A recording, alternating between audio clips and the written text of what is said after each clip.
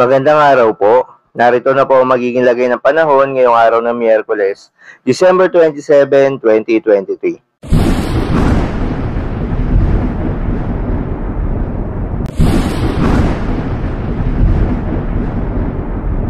Sa kasalukuyan nga at ayon sa Pag-asa, Northeast Monsoon o hanging amihan pa rin ang patuloy na nakakaapekto sa malaking bahagi ng Luzon. Samantala itong easterlies naman ang patuloy na nakakaapekto sa eastern section ng Visayas at Mindanao.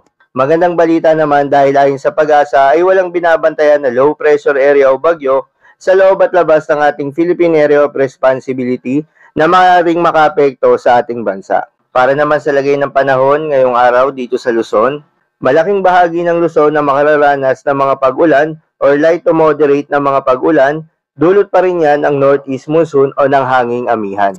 Samantala, dito sa Bicol Region at Palawan, asahan naman na magiging maliwalas pa rin ang panahon na may mga localized thunderstorms lalo na sa hapon o gabi.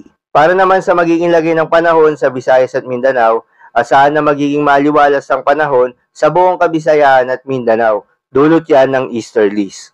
Para naman sa lagay ng mga dagat baybayin, ayon sa Pag-asa ay may nakataas pa rin na gale warning sa mga coastal waters ng Batanes, Cagayan, including Babuyan Islands, Isabela, Aurora, Ilocos Norte, Ilocos Sur, La Union, Pangasinan at Kalayaan Islands. Kaya naman pinapaalalahanan ng ating mga kababayang mangingisda at yung may mga maliliit na sasakyang pandagat na delikado pong pumalaot sa mga nabanggit na coastal waters.